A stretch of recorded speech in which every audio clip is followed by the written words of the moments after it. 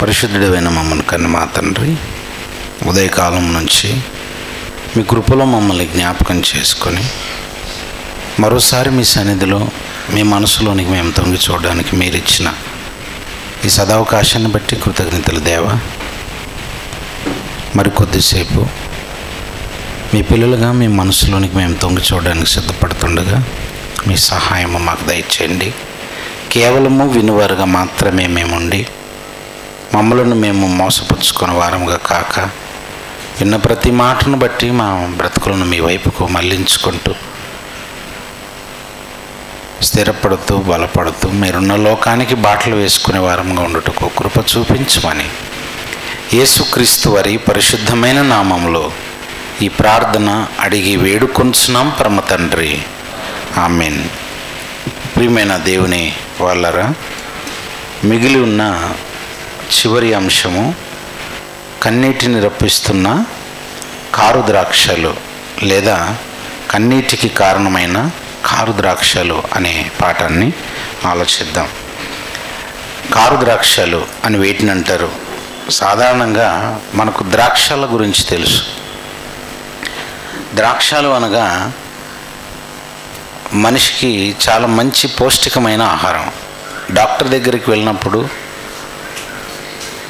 ఒకవేళ మనం నిజంగా రోగగ్రస్తులుగా ఉంటే ఎక్కువ మంది డాక్టర్లు సజెస్ట్ చేసేవి ఏంటంటే ఆ గ్రేప్ జ్యూస్ని తాగండి అని చెప్తుంటారు. ఎస్పెషలీ స్త్రీలలో వాళ్ళకి నెలసరి రావటం వలన, ఋతుక్రమం అనేది వాళ్ళలో ఉండటం వలన రక్తాన్ని కోల్పోయి రక్తహీనత ఎక్కువ ఏర్పడుతుంటుంది. అలాంటి వారికి డాక్టర్లు సజెస్ట్ చేసేది ఏంటంటే పౌష్టికమైన ఆహారంలో భాగంగా ఎక్కువ పండ్ల రసాలను తీసుకోమని చెప్తుంటారు. ఆ పండ్ల రసాలలో ఎక్కువగా ఈ ద్రాక్ష పళ్ళు తీసుకోమని చెప్తుంటారు. ఈ ద్రాక్ష పళ్ళు అనేవి రక్తాన్ని పుట్టించేటువంటి వాటిలో ఒక మంచి పాత్రను, భూమికను పోషిస్తాయి. మీ అందరికీ తెలుసు, బైబిల్ చరిత్రలో తిమోతి గారు భక్తుడు కనబడతాడు. పౌలు గారికి మంచి సాన్నిహిత్యంతో ఉన్నటువంటి శిష్యుడు. తిమోతి గారు జబ్బు పడినప్పుడు పౌలు గారు తిమోతికి రాస్తూ చెప్తాడు, తరచుగా వచ్చే బలహీనతల కోసం కడుపు జబ్బు నిమిత్తమై కొంచెము ద్రాక్షరసం పుచ్చుకోమంటాడు. అలాగని అక్కడ ద్రాక్షరసం అనగానే ఇంగ్లీష్ బైబిల్లో వైన్ అని ఉంటుంది. వైన్ అని ఉంటుందని వైన్ షాప్కి వెళ్ళి తెచ్చుకొని తాగారు. ఆ వైన్ గురించి చెప్పట్లేదు. మరి అంటే భాష, ఇంగ్లీష్ భాష చాలా సంకుచితంగా ఉండటం వలన పదాలు వాళ్ళు ఎక్కువగా కామన్ వర్డ్స్ వాడుతుంటారు. రైస్ అని అంటారు. రైస్ అనగానే కుక్డ్ రైస్ ఉంటుంది, బాయిల్డ్ రైస్ అంటారు దాన్ని. అలాగని రైస్ని, గింజల్ని కూడా రైసే అంటారు వాళ్ళు. సో భాష చిన్నది. హాస్పిటల్ ఎవరైనా అనారోగ్యంతో ఉన్నారనుకో, వాళ్ళ కండిషన్ చాలా సీరియస్గా ఉంది అని అంటే చాలా సీరియస్గా ఉన్నాడండి అని చెప్తారు. అంటే అక్కడ ఏమని అర్థం చేసుకోవాలంటే హాస్పిటల్లో అనారోగ్యంగా ఉన్నాడు అనుకోవాలి. ఇంట్లో మా నాన్న చాలా సీరియస్గా ఉన్నాడండి అని చెప్తారు. అంటే దాని అర్థం ఏంటంటే వీళ్ళ నాన్న కోపం వచ్చినట్టుంది. అది సీరియసే, ఇది సీరియసే. పదాలు స్పెల్లింగ్ కూడా సేమ్ ఉంటుంది మరి. అలాగని సిచ్యువేషన్ బట్టి అర్థం చేసుకోవాల్సినవి. అలా ఇంగ్లీష్ బైబిల్లో వచ్చేసి వైన్ అనగానే గ్రేప్ వైన్ అని ఉంటుంది. గ్రేప్ వైన్ అనగానే ద్రాక్షాల రసమనే అర్థం. అలాగని సమ్మిళిత సంభార ద్రాక్ష రసం కాదు. కొన్ని సమ్మేళనాలను కలిపినప్పుడు అది మద్యంగా మారుతుంది, కొన్ని రసాయనాలను కలపటం వల్ల. అలాంటిది పుచ్చుకోకూడదు, అది హానికరం. అంటే ద్రాక్షాల గురించి బైబిల్లో చాలా విషయాలు చెప్తుంటాడు ప్రారంభం నుంచి. నోవహు గారి కాలం నుండి ద్రాక్షాలని నాటినట్టుగా, ద్రాక్ష తోట వ్యవసాయం చేసినట్టుగా, ఇలా చాలా చరిత్ర ద్రాక్షాల గురించి బైబిల్లో ఉంది.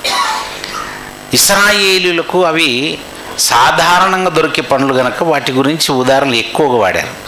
మీరు చూడండి, బైబిల్లో ఎక్కువగా గొర్రెల కాపరులు, గొర్రెల మందలు వీటి గురించి చెప్తుంటాడు. దేవుడు తనను తాను కూడా మరి గొర్రెలకు కాపరని చెప్పుకున్నట్టుగా కూడా ఉంది.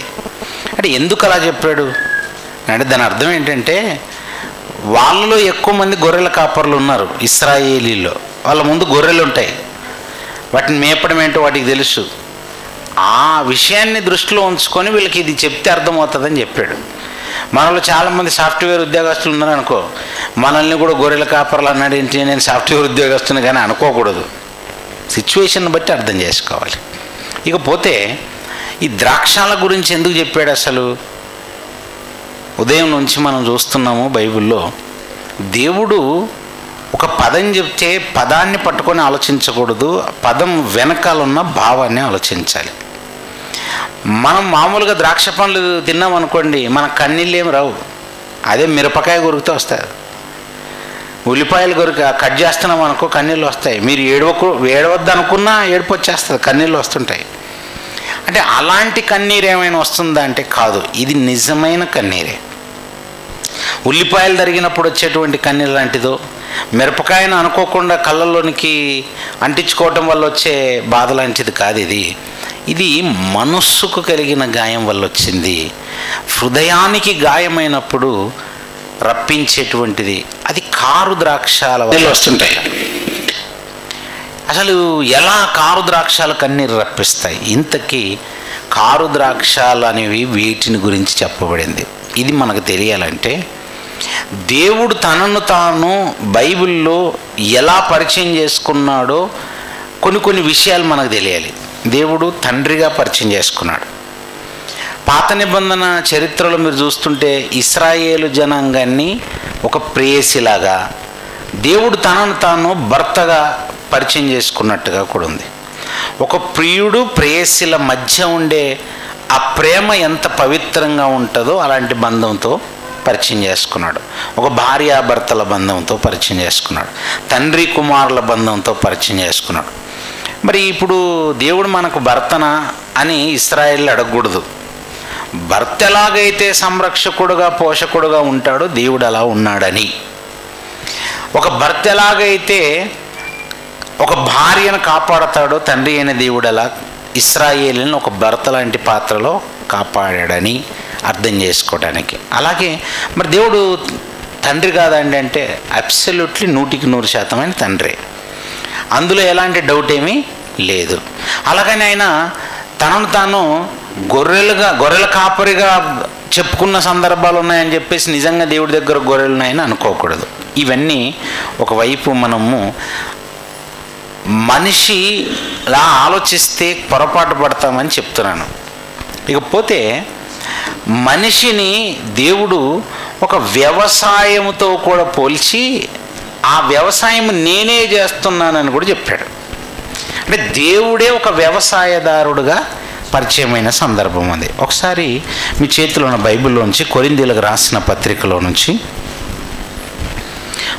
కొరింథీయులకు రాసిన మొదటి పత్రిక 3వ అధ్యాయము 9వ వచనాన్ని గమనిస్తే, కొరింథీయులకు రాసిన మొదటి పత్రిక 3వ అధ్యాయము 9వ వచనం, మేము దేవుని జతపని వారమై ఉన్నాము, మీరు దేవుని వ్యవసాయము అని అన్నాడు. చూడండి, మీరు దేవుని వ్యవసాయము అని అన్నాడు. ఇక్కడ దేవుని వ్యవసాయము మీరే అని చెప్తున్నారు చూసారు. అది ఎవరి గురించి చెప్పాడు? మీరు అది తెలియాలంటే కొంచెం అలా పైనుంచి అలా వెనక్కి ఎత్తుకొని వెళ్ళాలా. ఎత్తుకుంటూ వెళ్తే ఎవరి గురించో చెప్తుంటాడు. అక్కడ పైన మీరు అన్నాడంటే ఎవరి గురించి? మొదటి అధ్యాయం మొదటి వచనానికి రండి. మొదటి అధ్యాయం మొదటి వచనం, కొరింథీయులకు రాసిన మొదటి పత్రికలోని మొదటి అధ్యాయం మొదటి వచనంలో, దేవుని చిత్తము వలన యేసుక్రీస్తు యొక్క అపోస్తలుడుగా నుండుటకు పిలువబడిన పౌలును సహోదరుడైన సోస్తెనేసును కొరింథీలోనున్న దేవుని సంఘమునకు, అది ఆ మాటను చూడండి, కొరింథీలోనున్న దేవుని సంఘము అని అంటున్నాడు. అంటే సంఘము అనేది ఎక్కడుందట? కొరింథీ అనే ప్రాంతంలో ఉందట. ఇప్పుడు మీరందరూ కూడుకున్నారు. మీరంతా ఎవరు అసలు? మనమే సంఘం కదా. మీరు ఈ బెంగళూరు ప్రాంతంలో కూడుకుంటున్న సంఘము, హైదరాబాద్ నగరంలో కూడుకునే సంఘం ఉండొచ్చు, అమెరికాలో కూడుకునే సంఘం ఉంటుంది. ఇవన్నీ స్థానికంగా ఉండే సంఘాలు అంటారు వీటిని. మీకు ఇది స్థానిక సంఘం. ఒక్కో ప్రాంతంలో మీరు సంఘముగా కూడుకుంటారు. వీళ్ళందరూ కలిపి సార్వత్రిక సంఘముగా పిలువబడతారు. యూనివర్సల్ చర్చ్ అంటారు దాన్ని. మీరు క్రీస్తు సంఘమే, మరో ప్రాంతంలో ఉన్న వాళ్ళు క్రీస్తుకు సంఘమే, అందరూ క్రీస్తుకే అతకబడి ఉన్నాం కనుక అన్ని క్రీస్తుకు సంఘములు. అందుకే ఇక్కడ ఏమని చెప్తాడంటే కొరింథీలోనున్న సంఘం. ఇది సంఘం అనే మాట చెప్పి ఇంకో పరిచయం కూడా చేస్తున్నాడు చూడండి. వాళ్ళని ఏమంటున్నాడు? కొరింథీలో ఉన్న సంఘం అంటే మీరు ఏదో అనుకోకండి, కన్ఫ్యూజ్ అవుతారు. సంఘం అంటే చాలా మందిలో ఉన్న అంటే ఒపీనియన్ ఏంటంటే సంఘం అనగానే గోడలు, ఏదో బిల్డింగు, ఒక గోపురము, అక్కడ ఏదో ఒక బెల్, క్రాస్ ఇలాంటివి చూస్తూ చర్చ్ అంటే ఇది అనుకుంటారు. అది మనం అనుకుంటున్నాం అలా. అది కట్టడం వాస్తవానికి మన చేతులతో నిర్మాణం చేసుకున్న కట్టడం చర్చ్ అని అంటున్నాం చూసారా. ఒరిజినల్ డెఫినేషన్ చర్చ్ది అది కాదు. చర్చ్ అనేది మనం, సంఘం అంటే మనం. మరి అదేంటి? అది మనము కూడుకునే స్థలం. మనము చర్చ్, మనము దేవునికి నివాస స్థలం. మనందరము దేవునికి నివాస స్థలము. అందరిలో దేవుడు ఉంటాడంటే అందరిలో ఉంటాడు ఆయన, అందరిలో వ్యాపించి ఉంటాడు ఆయన. అందరిలో ఎలా ఉంటాడండి ఆయన? ఇప్పుడు పరలోకంలో ఉంటాడా, భూమి మీద ఉంటాడా, ఎక్కడ ఉంటాడంటే అన్ని చోట్ల ఉండగలడు ఆయన. ఇప్పుడు హైదరాబాద్లో విద్యుత్ శక్తి ఉంటుంది, విద్యుత్ శక్తి. బెంగళూరులో కూడా విద్యుత్ శక్తి ఉంటుంది. అంటే భూమండలంలో ఎక్కడ చూసినా విద్యుత్ శక్తి ఉంటుంది. అట్లా ఎట్లా ఉంటుందండి విద్యుత్ శక్తి అన్ని చోట్ల? అది శక్తి. దాని పేరేంటి? శక్తి. శక్తి ఎక్కడైనా ఉండగలదు, శక్తి ఎలాగైనా విస్తరించి ఉండగలదు. దేవుడు కూడా ఆయన శక్తి, ఆయన ఆత్మ, ఆయన ఎక్కడైనా వ్యాపించి ఉండగలడు. గాలి లేదా? గాలి లేదా అండి? గాలి ఎక్కడికి వెళ్ళినా వ్యాపించి ఉంటుంది. మరి గాలి వ్యాపించి ఉన్నప్పుడు దేవుడు ఎందుకు వ్యాపించి ఉంటాడు? ఆయన అందరిలో అంతటా వ్యాపించి ఉన్నాడు, అందరికి పైన కూడా ఉన్నాడు. ఈ డెఫినేషన్స్ అర్థం కావాలి. అలా అందరిలో ఉన్నాడు అని అంటే ఆయన పిల్లలు అందరిలో ఆయన ఉన్నాడు. మరి ఇప్పుడు లోకంలో గురవాదులు ఉన్నాడు, వాళ్ళలో కూడా ఉన్నాడంటే ఆయన భాగమే, ఆయనలో కూడా లేదు. వాళ్ళలో ఉన్న ఆత్మ కూడా దేవుని భాగమే. కానీ దేవుడు కోరుకున్నట్టుగా బ్రతకక దేవునికి విరోధులుగా మారిపోయి చచ్చిన భాగాలు అవి. అందుకే జీవించుచున్నారన్న పేరు మాత్రం ఉండి చచ్చిపోయినాయి. అవన్నీ వదిలేస్తే మనం ఒకప్పుడు లోకంలో ఉండేవాళ్ళము, చచ్చిపోయిన దశలో ఉన్నాము. పాపముల చేత, అపరాధముల చేత చచ్చిపోయిన మనల్ని యేసుక్రీస్తు రక్తం చేత కడిగి బాప్టిజం పొందటం వల్ల మనల్ని బ్రతికింపజేశాడు. ఎస్, మనం బ్రతికాము. బ్రతికిన మనకు ఒక పేరు పెట్టాడు. అదేంటంటే చదువుతున్నాడు చూడండి, యేసుక్రీస్తునందు పరిశుద్ధపరచబడిన వారై అని అన్నాడు చూడండి. అంటే పరిశుద్ధత అనేది ఎలా వచ్చింది మనకి? అంటే మనకు మనంగా తెచ్చుకుంటూ వచ్చింది కాదు పరిశుద్ధత. మనకు మనంగా సంపాదించుకుంటూ వచ్చింది కాదు. మనం ఎవరమైనా ఇక్కడ కూర్చున్న మనము, మీరు ఎప్పుడైనా దేవుణ్ణి ప్రభువా మాకు యేసుక్రీస్తు వారిని పంపిస్తే బాగుండని మీరు ఎప్పుడైనా అనుకున్నారా? పోనీ అంతకుముందు మనకంటే ముందున్న వాళ్ళు ఎవరైనా అనుకున్నారా? ఎవరైనా అనుకున్నారా అండి? మీకు ఏమైనా జ్ఞాపకం వస్తుందా? బైబిల్లో ప్రారంభం నుంచి, ఆది కాండము 1వ అధ్యాయం 1వ వచనం నుంచి జ్ఞాపకం తెచ్చుకోగలిగితే మీరు చదివిన దాంట్లోంచి ఆదాము గారు ఏమైనా యేసుక్రీస్తు అనే ఆయనను పంపిస్తే బాగుండు ప్రభు అని ఎప్పుడైనా దేవుడు చెప్పాడా? పోనీ హేబెల్ గారు, ఆ తర్వాత హనోకు, పోనీ భక్తుల చరిత్ర చాలామంది మీకు గుర్తుంది కదా. మీకు ఎక్కడైనా ఏ భక్తుడైనా ప్రభువా లోకం బాగా పాడైపోయింది, యేసుక్రీస్తు వారిని పంపించండి ప్రభు అని ఎవరైనా అడిగారా? గుర్తుందండి ఏమైనా? ఏం గుర్తు రావట్లేదంటే దాని అర్థం ఏంటి తెలుసా? ఎవరు అడగలేదు, ఎవరు అడగలేదండి, ఎవరు అడగలేదు. మరి దేవుడే కోరుకొని పంపించాడా? అవును, దేవుడే. ఎవ్వరు నశించటం ఇష్టం లేక మనం ఎవరం అడగలేదు, మనకు ముందున్న వాళ్ళు కూడా ఎవరు అడగలేదు. ఆయనే మనల్ని ప్రేమించి ఆయన వాత్సల్యము ప్రతిదినము మన మీద పుడుతుంది కనుక మన కొరకు యేసుక్రీస్తు వారిని పంపించి ఆయన కార్చిన రక్తం చేత మనల్ని కడిగి పరిశుద్ధపరచుకోవాలని చూస్తుంటే అలా పరిశుద్ధపరచబడ్డామట మనం. అలా పరిశుద్ధపరచబడిన వారిని ఏమంటారండి? పాపం లేని వాళ్ళని ఏమంటారు? పరిశుద్ధులు అంటారు. అంటే ఇప్పుడు పరిశుద్ధులు అంటే ఎక్కడో వెతకకండి మళ్ళీ. పరిశుద్ధులు అంటే కొరింథీలో ఉన్నట్టున్నారు, అయితే ఆడికి పోయి చూసి రావాలి అనకండి. అంటే ఆ రోజు కొరింథీలో, మరి ఈరోజు ఈ రోజులో బెంగళూరు కావచ్చు, ఈరోజు ఇంకో చోటు కావచ్చు, ఈరోజు ఇంకో చోటు. ఇప్పుడు ఈరోజు ఇక్కడ క్రీస్తును ధరించిన మనం కూడా పరిశుద్ధులమే. మరి మనకిచ్చిన ట్యాగ్ లైన్ పరిశుద్ధులు అంటే ఈ దేవుని వ్యవసాయం అని ఎవరి గురించి చెప్తున్నాడంటే పరిశుద్ధుల గురించి చెప్తున్నాడు. అసలు ఇంకో మాటలు చెప్పాలంటే అసలు భూమి మీదకి వచ్చిన ప్రతి ఒక్కరు దేవుని పిల్లలు, అందరూ నా వ్యవసాయమే అని చెప్తున్నాడండి. అందరూ దేవుని వ్యవసాయమే, అందరూ దేవుని గృహమే అంటాడు. రెండో మాట 9వ వచనం చూడండి. ఇప్పుడు 3వ అధ్యాయం 9వ వచనములో మేము దేవుని జతపని వారమై ఉన్నాము, మీరు దేవుని వ్యవసాయమును దేవుని గృహమునై ఉన్నారు. అంటే ఇప్పుడు ఒక మాటను మనసులో పెట్టుకోనండి, దేవుని గృహం అని. ఇంకో మాట ఏంటట? వ్యవసాయం. ఇప్పుడు మనము వ్యవసాయమా గృహమా? మనల్ని దేవుని వ్యవసాయం అంటున్నాడా, దేవుని గృహం అంటున్నాడా? రెండు అంటున్నాడు. మనల్ని ఏమంటున్నాడు? మనల్నే గృహంతో పోలుస్తున్నాడు, మనల్నే వ్యవసాయంతో కూడా పోలుస్తున్నాడు. సాధారణంగా వ్యవసాయం అనగానే అన్నీ ఒకే రకమైన మొక్కలు ఉంటాయా? వ్యవసాయం అంటే ఎలా ఉంటుందండి? వ్యవసాయం అనగానే ఒకే రకంగా ఉండదు.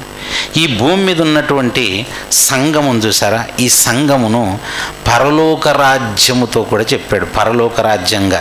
అందుకే యేసుక్రీస్తు వారు చెప్తారు, మత్తయి సువార్తలో 13వ అధ్యాయంలో ఉపమానాలు చెప్తాడు, పరలోక రాజ్య మర్మములు అని చెప్తాడు. అందులో గోధుమలు గురుగులు ఉపమానం చెప్తాడు, పరలోక రాజ్యము వలను పోలి ఉంది అని చెప్తాడు. ఓ మాట చదవండి, అది కూడా మత్తయి సువార్త 13వ అధ్యాయము, మత్తయి సువార్త 13వ అధ్యాయము 44వ వచనము, 45వ వచనము, 47వ వచనము, 24వ వచనము, 31వ వచనము, 33వ వచనము, ఇవన్నీ అవే రెఫరెన్సులు. ఓకే అండి. 13వ అధ్యాయంలో నేను 24వ వచనం చదువుతున్నాను. ఆయన మరి ఒక ఉపమానం వారితో చెప్పాను, ఏమనగా పరలోక రాజ్యము తన పొలములో మంచి విత్తనము విత్తిన ఒక మనుషుణ్ణి పోలి ఉన్నది. ఆ మనుషుడు నిద్రించుచుండగా శత్రువు వచ్చి ఏం చేశాడట? గోధుమల మధ్యను గురుగులు విత్తిపోయాను. పరలోక రాజ్యం అంటే ఏంటి? పరలోక రాజ్యం అంటే ఏంటండి? పరలోక రాజ్యం అంటే ఏదో అనుకోకండి. ఆ పరలోక రాజ్యం అంటే ప్రస్తుతం భూమి మీద ఉన్న సంఘమే. ఇది ఎక్కడికి వెళ్తుంది సంఘము? మనం ఒక రోజు ఎక్కడికి వెళ్ళాలండి? మనందరం పరలోకం వెళ్ళాల్సిన వాళ్ళం కదా. అంటే పరలోకం వెళ్ళాల్సినటువంటి సంఘం. అసలు ఇది స్థాపన ఎవరి వల్ల జరిగింది? తండ్రి అయిన దేవుడు కోరుకోగా భూమి మీద స్థాపించబడింది. అంటే తండ్రి అయిన దేవుని పరలోకపు ఆశయాలు భూమి మీద స్థాపించబడ్డాయి కనుక దీనికి ఏమని పేరుంది? పరలోక రాజ్యం. అందుకే అడగమన్నాడు యేసుక్రీస్తు వారు, పరలోకమందున్న మా తండ్రి, నీ నామం పరిశుద్ధపరచబడును గాక, నీ రాజ్యము వచ్చును గాక. ఆ రోజు అడగమన్నాడు. ఆ రాజ్యం ఈ పాటికి వచ్చేసింది, మన మధ్యనే ఉంది ఆ రాజ్యం. ఆ రాజ్యం అంటే ఏదో కాదు. యేసుక్రీస్తు వారిని అడిగారు పిలాతు, నువ్వు రాజు రాజు అని అంటున్నారా అందరూ, నువ్వు నిజంగా రాజువేనా అడిగితే యేసుక్రీస్తు వారు ఏమన్నారండి? నేను మీ అన్నట్టు రాజునే. నా రాజ్యం ఎలాంటిది? ఈ లోక సంబంధమైనది కాదు. అది ఈ లోక సంబంధమైన సింహాసనము, ఆ పక్కన మంత్రులు అలా ఉంటారనుకోవద్దు. నాది పరలోక సంబంధమైన రాజ్యము. అది ఎక్కడ స్థాపించబడుతుంది తెలుసా? మనుషుల మధ్య గోడల నిర్మాణంతో, కోటలతో కాదు, అది ఏకంగా హృదయాల్లో స్థాపించే రాజ్యం. యేసుక్రీస్తు వారి మాటలు మన హృదయాలకు సంబంధించినవా, బయట అలా మన చేతుల మీదనో గోడల మీద రాసుకోవాల్సినవా? హృదయం అనే పలకల మీద రాసుకునేది. అలా మనకు స్థాపన చేశాడు. ఆ రాజ్యం మీ మధ్యనే ఉంది అంటాడు, మీ మధ్య ఉంది. ఆ రాజ్యం ఏదో కాదు. రాజ్యం అంటే ఏంటి? దేశం అంటే మట్టి కాదు, దేశం అంటే మనుషుల గురించి చెప్తున్నాడు. ఆ రాజ్యములో సభ్యులము మనందరం సభ్యులమే. మొదటి శతాబ్దంలో అపోస్తులు కనబడుతున్నారు. ఆ తర్వాత 2000 మంది చేర్చబడ్డారు. మెల్లిమెల్లిగా సంఘం విస్తరించింది. అది సంఘం గురించి చెప్పాడు. పరలోక రాజ్యం అంటే ఏదో కాదు, సంఘం. అయితే ఆ పరలోక రాజ్యంలో ఏమేమి ఉంటాయట? పరలోక రాజ్యంలో 2 రకాలు ఉన్నాయట. గోధుమలు ఉన్నాయట, గురుగులు ఉన్నాయట. గోధుమలు ఎవరు నాటారు? యజమాని. మరి గురుగులు ఎవరు నాటారు? శత్రువు వచ్చి నాటిపోయారట. అయితే ఇప్పుడు నేను మిమ్మల్ని మాట్లాడుతాను, సంఘములో అందరు మంచి వాళ్ళు ఉంటారా? సరే, ఈ ప్రశ్న కొంచెం సింపులే. ఎందుకంటే సంఘంలో ఖచ్చితంగా 2 రకాల బ్యాచ్ ఉంటారు. మంచోళ్ళు ఉంటారు, చెడ్డోళ్ళు ఉంటారు. బాప్తిసం పొందిన వాళ్ళు ఉంటారు, బాప్తిసం పొందిన వాళ్ళు ఉంటారు. సరే, బాప్తిసం పొందిన వాళ్ళను నా ప్రకారంగా బైబిల్లో నేను ఆలోచన చేసింది, అసలు వాళ్ళు సంఘ సభ్యులే కాదు. ఎందుకంటే సంఘంలో ఎప్పుడు చేర్చబడతారు వాళ్ళు? అంటే చాలామంది సంఘాల్లో రిజిస్ట్రీ తీసుకొని డబ్బులు కట్టి చేసుకోండి, అది కాదు. అది లోకంలో తెలిసి చేసేవాళ్ళు, అలా కాదు. బైబిల్ ప్రకారంగా మనం బాప్తిసం పొందినాడు ప్రభువే మనల్ని సంఘంతో చేర్చాడు. బాప్తిసం పొందాము. ఇక్కడ నిల్చున్న మనందరం బాప్తిసం పొందిన వాళ్ళమే అనుకుందాం. అందరినీ దేవుడు సంఘంలో చేర్చేశాడు. ఇప్పుడు మళ్ళీ ప్రశ్న, సంఘంలోనికి చేర్చబడిన తర్వాత క్రీస్తు రక్తం చేత మన పాపాలన్నీ కడిగిన తర్వాత పరిశుద్ధపరచబడిన మనము నిజంగానే పరిశుద్ధులుగానే ఉంటామా అందరము? ఇది మళ్ళీ ప్రశ్న. అంటే సంఘములో ఒక బ్యాచ్ జల్లెడ పడితే సులువుగా పక్కకి వెళ్ళేది ఉంటుంది, కానీ ఆ జల్లెడ లోపల జారిపోయి కూడా సంఘంలో నేను మంచోడిని అన్నట్టుండే బ్యాచ్ కూడా ఉంటుంది. మళ్ళీ వాళ్ళు మన పక్కనే కూర్చొని రొట్టె విరుస్తుంటారు, ద్రాక్షరసం తీసుకుంటుంటారు, పాట నీకంటే బాగా పాడతారు, వాక్యం నీకంటే బాగా చెప్తుంటారు. ఇలా చాలా ఉంటాయి వాళ్ళకు కూడా క్వాలిటీస్. అలాగని స్త్రీలైతే అలా చర్చిలోకి రాగానే వెంటనే ముసుగు తీసుకొని కొంగేసి తల మీద కప్పుకొని మోకరించి కన్నీటి ప్రార్థన చేయగానే ఓ చంద్ర భక్తురాలు అనుకోకూడదు. ఏం లేదు, ఇదంతా ఊరికే నటన. ఎందుకు అలా చెప్తున్నానంటే భక్తి అనేది వేషానికి సంబంధించింది కాదు, అదేదో బయట మనుషులకు చూపించేది కాదు. పరలోకమందున్న దేవునికి మనకు సంబంధించింది. దేవుడు మనల్ని చూస్తున్నప్పుడు నిజంగా మనం భక్తులమేనా? పరలోకమందున్న దేవుడు చూసినప్పుడు యథార్థత మనలో ఉందా? పరలోకమందున్న దేవుడు మనకిచ్చిన భాగ్యం యేసుక్రీస్తు వారి రక్తంతో మన పాపాలను కడిగేసుకున్న తర్వాత కూడా నిజంగా పరిశుద్ధతను అలాగే కాపాడుకుంటున్నామా అన్నది ప్రశ్న. అక్కడ అందరూ తేలిపోతారండి. అక్కడ మత్సరం ఉన్నోళ్ళు ఉంటారు, అక్కడ ద్వేషం కలిగి ఉన్న వాళ్ళు ఉంటారు, అందులో కుళ్ళు కుతంత్రాలు చేసేటోళ్ళు ఉంటారు. అవి ఎవరు నాటిన విత్తనాలు అంటే అది అపవాది నాటాడు. ఎక్కడున్నాయి ఇవి? సంఘంలోనే. పరలోకంలో ఉంటారా అండి ఇలా? పరలోకంలో చెడ్డవాళ్ళు ఉంటారా? పరలోకంలో చెడ్డ వాళ్ళకి అసలు అవకాశం ఎక్కడుంది? అందుకే పరలోకము పరలోక రాజ్యము రెండు ఒకటి కాదు. పరలోక రాజ్యంలో అక్కడక్కడ చెత్త ఉంటుంది, ఇక్కడ ఫిల్టర్ జరుగుతుంది కనుక అక్కడ అవకాశం ఇచ్చాడు, ఇంకా స్టిల్ ఉన్నారు. కానీ పరలోకానికి ఎక్కే టైంలో చెత్తకు అసలు అవకాశమే లేదు. అందుకే ఈ భూమి మీద రెండు రకాల మొక్కలు ఉంటాయి. వ్యవసాయంలో ఖచ్చితంగా కలుపు మొక్కలు ఉంటాయి. నా తండ్రి వ్యవసాయకుడు అని పరిచయం చేశాడు యేసుక్రీస్తు వారు. అందుకే పరలోకమందున్న దేవుడు ఒక వ్యవసాయదారుడుగా, ఇదిగో నా తండ్రి వ్యవసాయదారుడని యేసుక్రీస్తు వారు పరిచయం చేస్తున్నారు. యోహాను సువార్త 15వ అధ్యాయము 1వ వచనం నుండి. యోహాను సువార్త 15వ అధ్యాయము 1వ వచనం నుండి చూస్తే ఏమంటున్నాడండి? నేను నిజమైన ద్రాక్షవల్లిని, నా తండ్రి వ్యవసాయకుడు. దేవుని చేతిలో కొడవలి ఎక్కడుంది? దేవుని చేతిలో గుణపం ఎక్కడుంది? దేవుని చేతిలో పార ఎక్కడుంది? దేవుని చేతిలో ఏమున్నాయండి? ఇవన్నీ ఉన్నాయా? నాగలు ఉందా ఆయన చేతిలో? అంటే మామూలుగా వ్యవసాయదారుల చేతులు ఇవన్నీ ఉండాలి కదా. ఎందుకు లేవు? ఆయన చేతిలో చాటు ఉంది, ఆయన చేతిలో గొడ్డలుంది, ఇవన్నీ కనబడట్లేవు మీకు. ఆయన చేతిలో సుత్తి ఉంది, అన్నీ ఉన్నాయి ఆయన చేతిలో. ఆయన చేతుల్లో అన్నీ ఉన్నాయండి బాబు.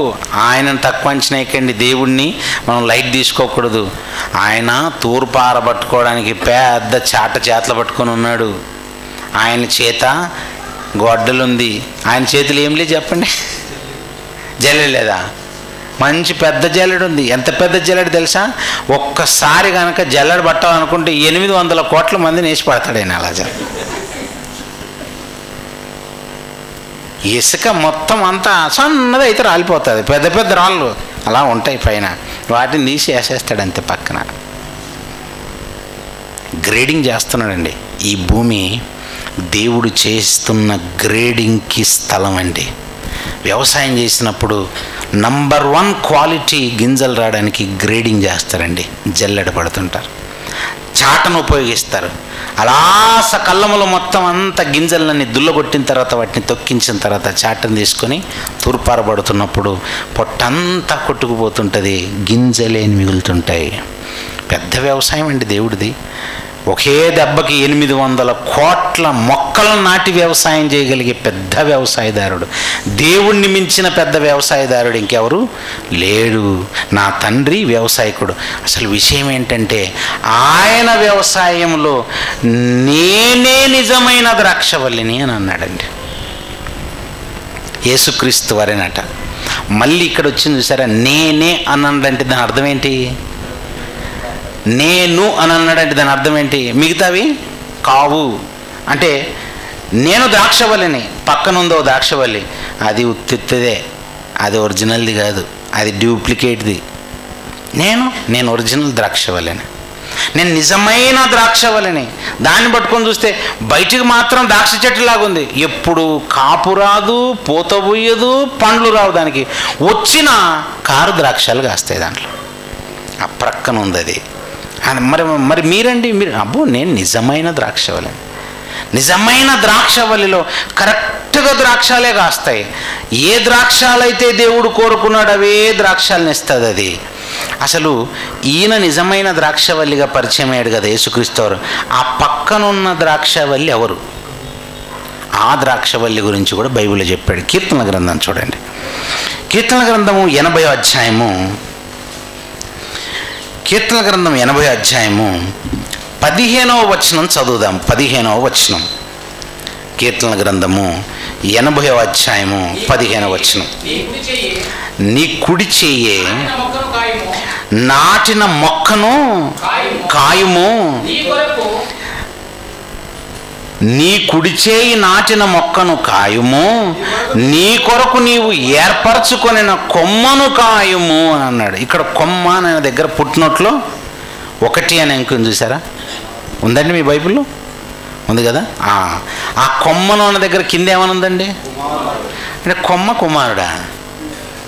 మన పిల్లల్ని ఎవరు ఒరే కొమ్మ ఇటు రారని పిలుస్తామా మనం? మన పిల్లలకి ఏమైనా కొమ్మ అని పేరు పెట్టుకుంటామా? పెట్టుకుంటారు కొందరు పిల్లలకి. ఎలా పెట్టుకుంటారు? ఫ్లవర్ అని పెట్టుకుంటుంటారు, జాస్మిన్, పూల పేర్లు, బంతి పువ్వు, ఇలా రకరకాల పేర్లు పెట్టుకుంటూ ఉంటారు. కానీ ఒరే కొమ్మ ఇటు రారని పెట్టుకుంటామా? కొమ్మ అనే పేరు ఎవరు పెద్ద పెట్టుకోరు, కానీ కొమ్మ అనే పేరు దేవుడు పెట్టుకున్నాడట. ఇదిగో నీ కొరకు నీవు ఏర్పరచుకొనిన కొమ్మను కాయము. కొమ్మనగానేదో కాదు, ఇదిగో నా కుమారులు అంటున్నాడు. ద్రాక్ష చెట్టు ఉంటుంది చూసారా? ద్రాక్ష చెట్లు ఎలా ఉంటాయి అనుకున్నారు? పెద్ద మొద్దులే ఉండవు దానికి. చెట్టు ఉండటమే ద్రాక్షవల్లి అని అన్నాడంటే తీగలు తీగలు తీగలుగా ఉంటుందండి. మామూలుగా మీరు చూడండి, ద్రాక్ష తోట వ్యవసాయం చేస్తున్నప్పుడు ఆ తీగలకి సపోర్ట్ ఉండటానికి కొన్ని పోల్స్ నాటుతుంటారండి, కర్రలు కానీ అట్లాంటివి వ్యవసాయంలో. అలా చిన్న విత్తనాన్ని వేసి అక్కడ నుంచి మొలకొచ్చిన తర్వాత ఆ మొలకకి సపోర్ట్ ఇవ్వాలి, ఏదైనా ఒక కర్ర ఉంచాలి. ఆ కర్ర నుంచి అలా పైకి వెళ్ళిన తర్వాత మీరు ఒక పందిరిలాగా వేస్తుంటారు చూడండి, ఫెన్సింగ్ లాగా వేస్తుంటారు మొత్తం అలా పైన. జిఏ వైర్ లాంటివి ఉంటాయి కదా, ఆ వైర్లు, ఐరన్ వైర్లు ఉంటాయి చూసారా, ఆ వైర్లన్నిటి ఒక పందిరిలాగా వేసేసి ఈ తీగలన్నిటినీ సపోర్ట్ తీసుకొని ఆ పైన పందిరి పైన ఉంచేసినట్టుగా ఏదో చక్కగా ఒక పెళ్లి పందిరి వేసినట్టు ఉంటుంది మొత్తం. అది తీగలే. ఆ పెద్ద కాడలు, గట్టిగా బరువైనటువంటి కాండం ఏమి ఉండదండి వాటికి. ద్రాక్షవల్లి తీగలు మీరు అని అన్నాడు. మళ్ళీ తీగలు మీరు అన్నాడు, ఇదేంటి? ఇక్కడ కొమ్మ అన్నాడు కదా. అదే యోహాను సువార్తలో, మళ్ళీ ఇక్కడికి వద్దాం, ఇక్కడ చేయబెట్టండి. మళ్ళీ యోహాను సువార్త 15వ అధ్యాయం కూడా చూడండి సరే. యోహాను సువార్త 15వ అధ్యాయంలోని ఆ వచనం, 15వ వచనము, ఆ మొదటి వచనము, నేను నిజమైన ద్రాక్షవల్లిని, నా తండ్రి వ్యవసాయకుడు, నాలో ఫలింపని తీగ అని అన్నాడు చూడండి. ఇక్కడ మళ్ళీ ప్రతి తీగను అంటున్నాడు. అంటే ఈయన ఆల్రెడీ ద్రాక్షవల్లేనట. నాలో ఫలింపని ప్రతి తీగను ఆయన తీసి పారవేయును. ఫలించు ప్రతి తీగను మరి ఎక్కువగా ఫలింపవలని దానిలో పనికిరాని తీగలను తీసివేయును. అంటే అందులో తీగల గురించి చెప్తున్నాడంటే అది ఇంకెవరో ఉన్నారు మళ్ళీ అక్కడే. ఎక్కడున్నాయట అవి తీగలు? మళ్ళీ ఆయనలోనే. నాలో ఫలింపని ప్రతి తీగ అంటున్నాడు. అసలు ఈయననే ఒక ద్రాక్ష చెట్టు అనుకుంటే మళ్ళీ ఆ ద్రాక్ష చెట్టులో ఫలింపని తీగలు కూడా ఉంటాయా? కొమ్మలంటే అవే. కీర్తనల గ్రంథంలో చెప్పిన అవే కొమ్మలు అవి. ఆ తీగలు ఉన్నాయి చూసారా, ఆ పెద్ద ద్రాక్ష చెట్టును చూసారా, నిజమైన ద్రాక్షవల్లి క్రీస్తు అయితే ఆ క్రీస్తు అనే నిజమైన ద్రాక్షవల్లిలో కొమ్మలు కొమ్మలు కొమ్మలుగా చాలా ఉన్నాయట. ఆ కొమ్మలలో ఫలించనివి ఉన్నాయట. బాప్తిస్మం పొందిన వెంటనే మారు మనసుకు తగిన ఫలములు ఫలించుడి అని అన్నాడు. జనరల్గా మనం బాప్తిస్మం పొందిన తర్వాత ఫలాలు రావాలట, మన జీవితంలో ఫలాలు రావాలట, ఆత్మీయ ఫలాలు రావాలి మనలో. మన ఆత్మీయ జీవితంలో మనం ఎదుగుతున్నాం అనడానికి గుర్తు ప్రేమ ఉంది, వచ్చేస్తుంది. అలా మన ఆత్మీయ జీవితంలో ఇంకా కొంచెం ఎదుగుతున్నాం, సమాధానం. మన ఆత్మీయ జీవితంలో ఎదుగుతున్నాం, దీర్ఘశాంతం. అలా ఒక్కొక్కటిగా ఫలాలు కనిపిస్తుంటే అవన్నీ కలిపి ఒకే ఫలం, అదే ఆత్మఫలం అంటారు. ఆత్మఫలంలో తొనలుగా ఆ ఫలాలు మనలో రావాలట. ఉన్నాయా? అలా ఉంటే రైట్, మీరు నిజమైన ద్రాక్షవల్లిలో ఉన్నట్టు, ఆ నిజమైన ద్రాక్షవల్లికి కనెక్ట్ అయి ఉన్నట్టు, అందులో ఫలాలు మీలో వస్తున్నట్టు.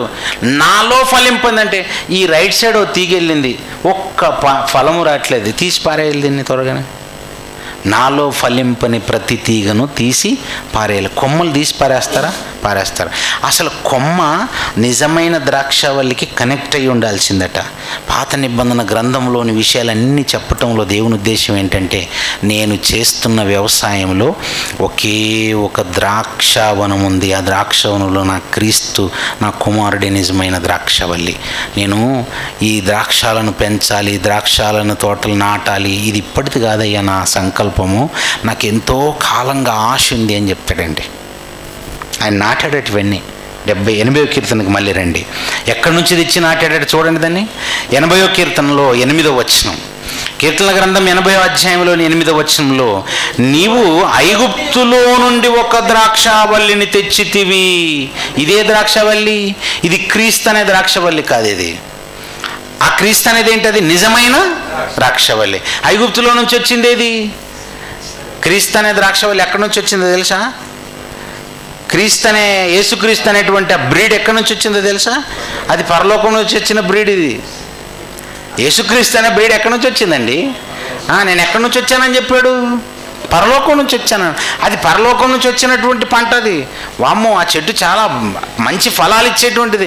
అది పరలోకం నుంచి వస్తే, ఇది మాత్రము ఇది ఐగుప్తు నుంచి తెచ్చారట. ఐగుప్తులో నుంచి ఒక ద్రాక్షవల్లిని తెచ్చి తిని, అన్యజనులను వెళ్ళగొట్టి దాన్ని నాటి తిని, దానికి తగిన స్థలము సిద్ధపరిచి తిని, దాని వేరు లోతుగా పారి అది దేశమంతటా వ్యాపించను. ఎక్కడన్నా ఏ దేశంలోనైనా ఒక చెట్టు మొత్తం దేశమంతా వ్యాపించిన చెట్టును చూసారా మీరు? అంటే అది నిజంగా ద్రాక్ష చెట్టు గురించి అని కాదు, మనకు అర్థం కావడానికి ద్రాక్ష చెట్టు అంటే నా పిల్లలు అనే పంట. ఎక్కడి నుంచి తెచ్చాను? ఐగుప్తు బానిసరకంలోంచి తెచ్చాను. బాగా మూలుగుతూ ఉండింది ఆ ద్రాక్ష చెట్టు. అప్పుడు ఆ ద్రాక్షవల్లి, ప్రవ్వా మీరున్నారా, ఏంది ప్రవ్వా ఈ బాధలు ఏంది ప్రవ్వా అని మూలిగారు. అక్కడ మూలిగినప్పుడు ఐగుప్తులో ఒక ఇనుప కొలిమిలో ఉన్నట్టుగా బాధపడుతుంటే ఆ ద్రాక్ష మొక్కను అక్కడి నుంచి తెచ్చి తీసుకుని వచ్చి డైరెక్ట్గా ఒక దేశంలో నాటితే అది మొత్తం దేశమంతా వ్యాప్తి చెందిందంట ఇశ్రాయేలు జనాంగం. అలా వ్యాప్తి చెందిన తర్వాత దాని నీడ కొండలను కప్పెను, దాని తీగలు దేవుని దేవదారు వృక్షములను ఆవరించెను, దాని తీగలు సముద్రము వరకు వ్యాపించెను, యూఫ్రటీసు నది వరకు దాని రెమ్మలు వ్యాపించెను. త్రోవను నడుచువారందరూ దాన్ని తెంచివేయునట్లు దాని చుట్టూనున్న కంచెలను నీ వేలపాడు చేసి తెచ్చినాయని తెచ్చాడు. చక్కగా తోటలు వేశాడు. తోటలు వేసిన తర్వాత కంచె ఎవరు తీశారట? మళ్ళీ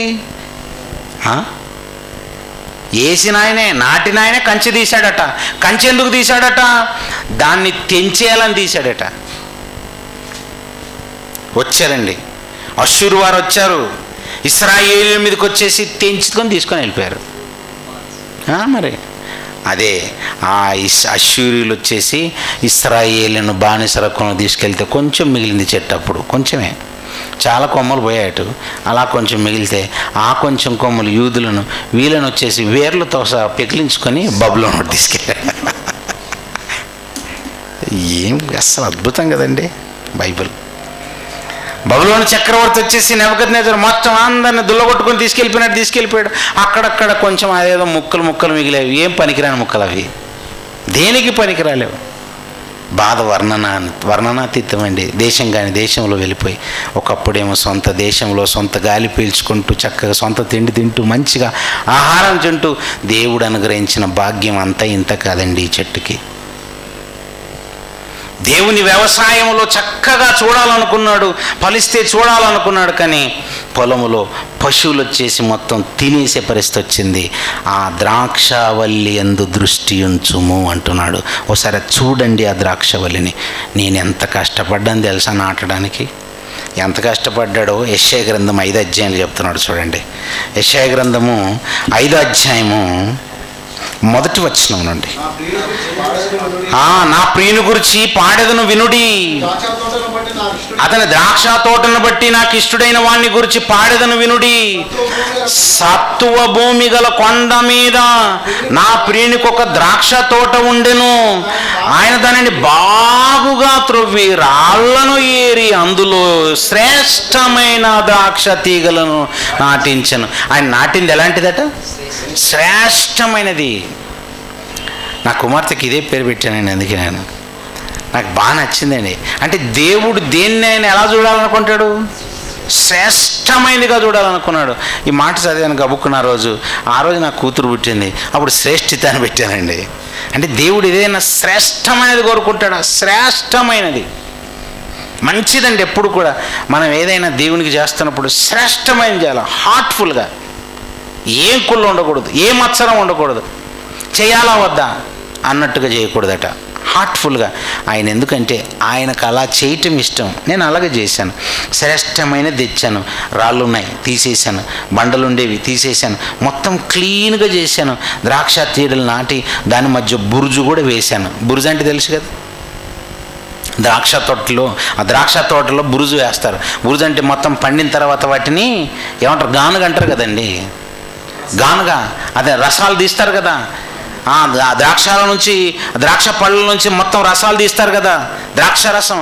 అలాంటి బురుజును కూడా వేయించాను. అంటే ఎలా ఊహించుకున్నాడు ముందే?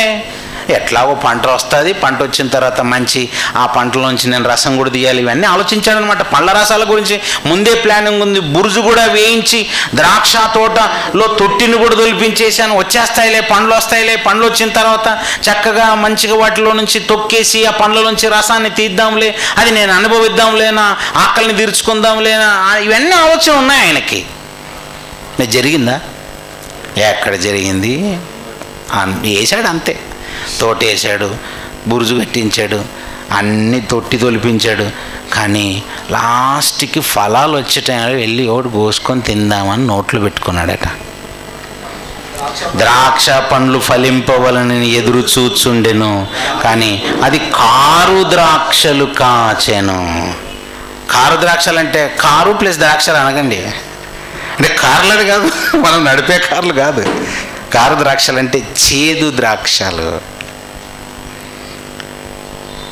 చేదుగా ఉన్నాయట, విషపూరితమైనవి. ఇక్కడనేమో కారు ద్రాక్ష అన్నాడు.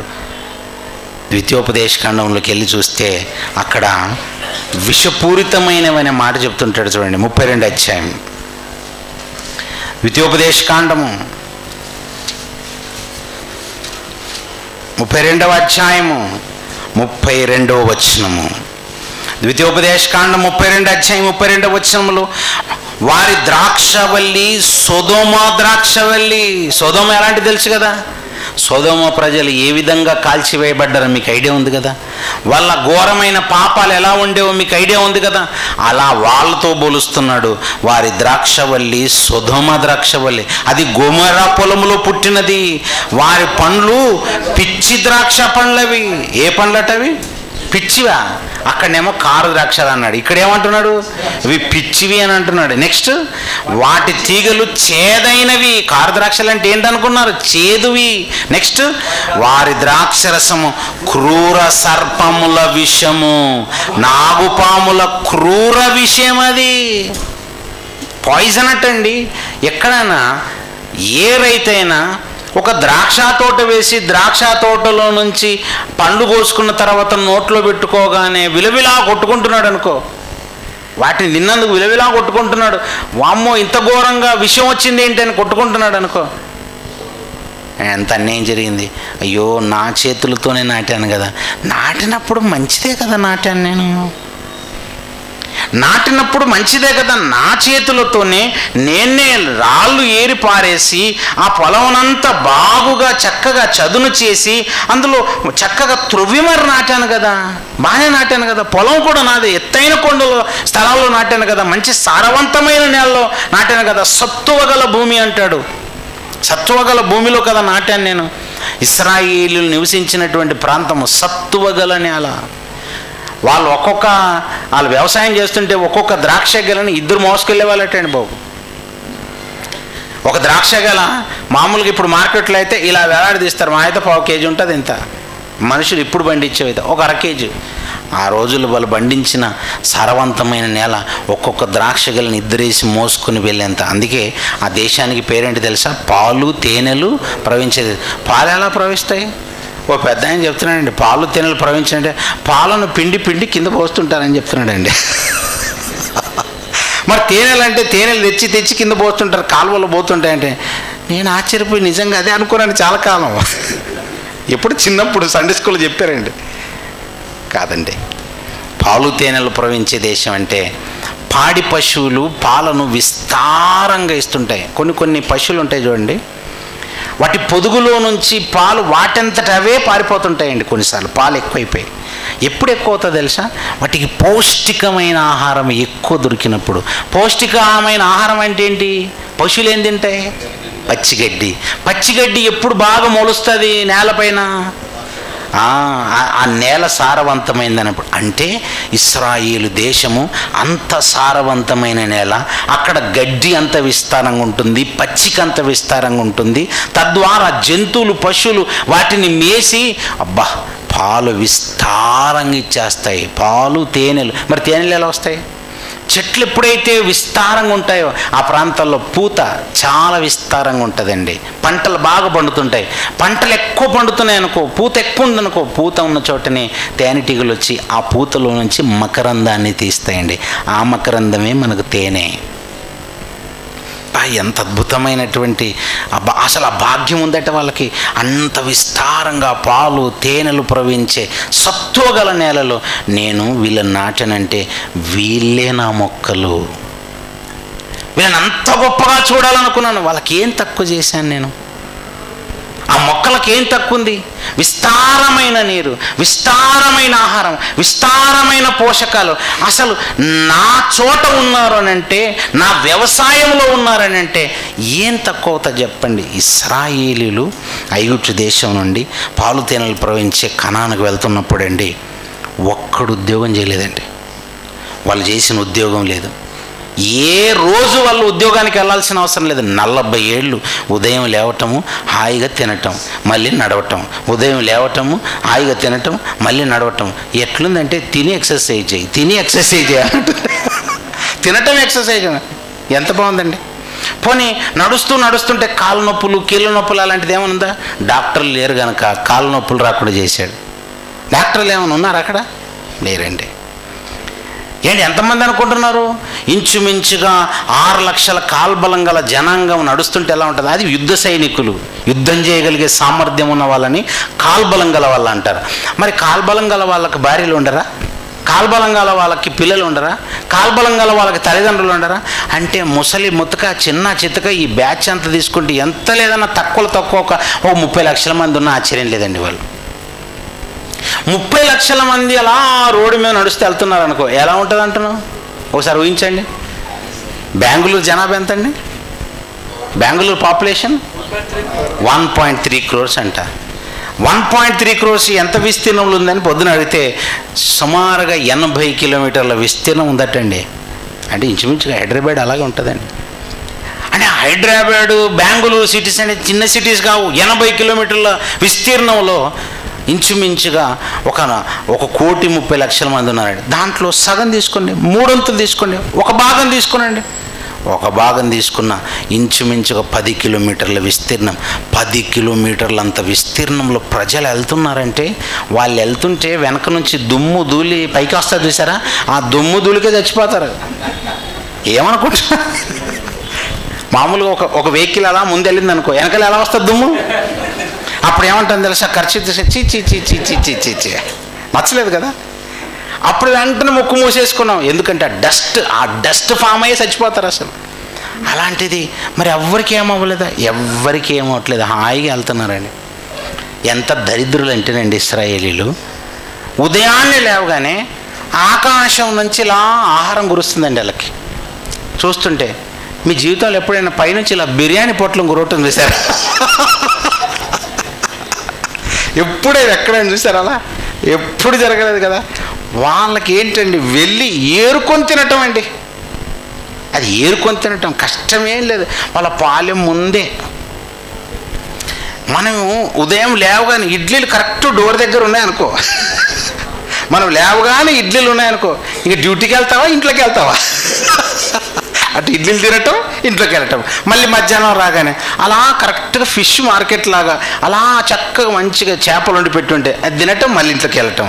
ఉద్యోగానికి ఎవడు వెళ్తాడు అప్పుడు? ఇవి ఏం బాధలు లేవు. పైగా మళ్ళీ వీళ్ళు గొడవలట. ఇప్పుడు ఆకాశం నుంచి మన్నా కురిపిస్తే మన్నా తిని ఎందుకు కొట్టుకున్నారు చూసారా? పూరేళ్ళు వచ్చాయట.